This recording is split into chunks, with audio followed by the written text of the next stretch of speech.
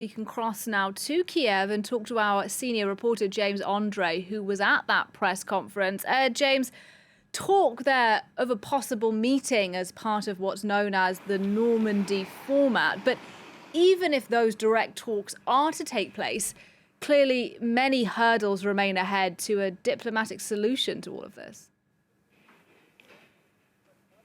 Yes, absolutely. Emmanuel Macron reiterated twice, once here in Kiev and also with President Vladimir Putin yesterday in Moscow, that for him there is only one way out of the eastern Ukrainian crisis, and that is the implementation of the Minsk Accord.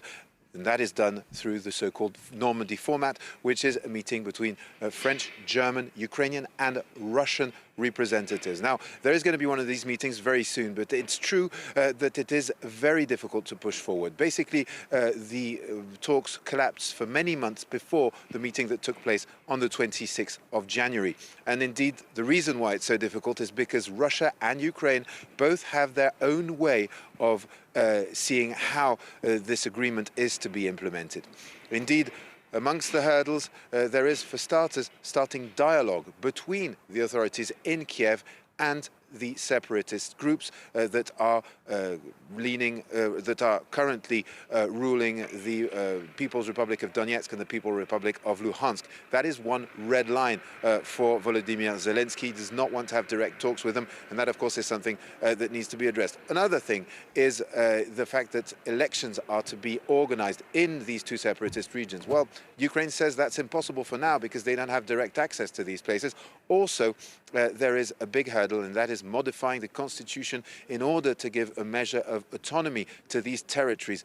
There again, something very unpopular and very difficult to do here in Ukraine. So many obstacles to lift before this accord can be completely implemented. What is important, though, is that talks are resuming and there is meaningful progress when it comes to the actual negotiation itself. And it's been really quite a busy 48 hours for the French president. I mean, he's heading to Berlin today, having just met with Zelensky this morning. He was in Russia yesterday where he met Vladimir Putin for 5 hours.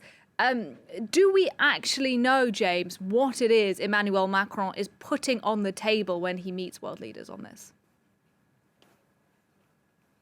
Well, to be very clear, no, we do not. Emmanuel Macron did not explicitly explain what he had offered or at least put on the table when it comes to concrete solutions with Vladimir Putin, who is, of course, the man who has massed over 100,000 troops on the Ukrainian border.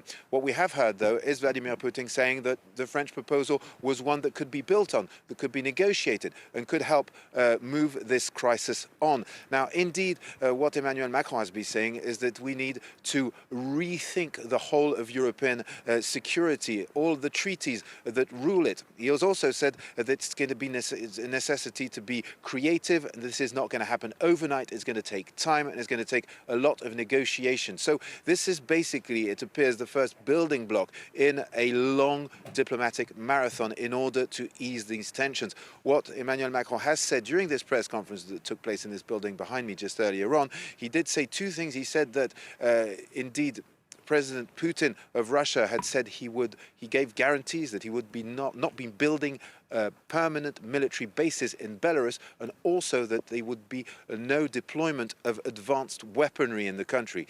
Another thing is that Vladimir Putin has said that he would not be the one escalating this crisis at this stage. So this is what Emmanuel Macron, what his main takeaways were with Vladimir Putin, and now it is negotiations that are going to start and carry on.